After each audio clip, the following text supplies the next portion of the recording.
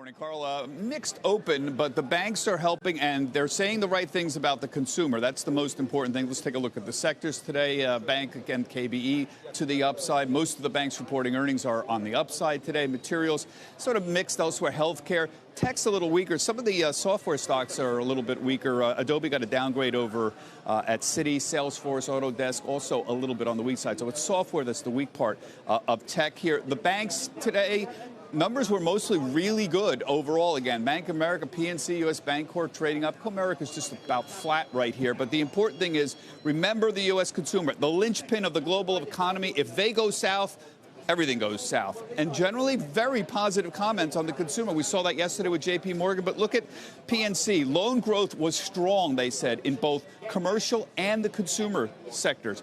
U.S. Bancorp said loan and deposit growth was solid. That's their words. And that mortgage revenues they singled out were robust. That's their words. Remember, this is a big Midwestern bank here. Average loan growth has been good as well. Remember last year we were talking about average loan growth, maybe 2%. I used the word anemic a lot to describe it last year. It's better. Bank of America, PNC, Comerica, U.S. Bancorp, 4 to 6%. This is average loan growth, so it's a mix of commercial and consumer. But year over year, these are good numbers. And I think that's important. Then we have the other side of the coin, which was retail sales today. We got the September numbers, and I don't know what to make of this, and I don't know if anybody else does. The numbers were surprisingly weak, particularly for like building and materials that have been strong. Food and beverage has been okay, and non-store online down. I don't know what to make of that.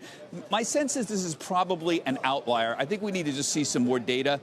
Some people have advanced the idea that the purchases were pulled forward due to tariffs. Maybe, I don't know.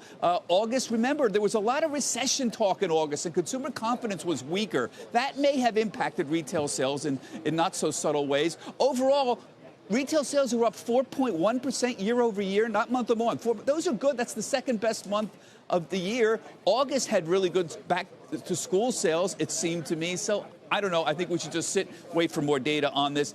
It's not impacting the retailers if you take a look that much. This is either side a positive or negative for all the big guys that matter, the Walmarts, Targets, Ross stores. If you take a look, Tiffany, Gap, for example, this is either side a positive or negative. So this data is not impacting retail sales today. We'll keep an eye on that. Right now, Carl, the Dow down 16 points. Back to you.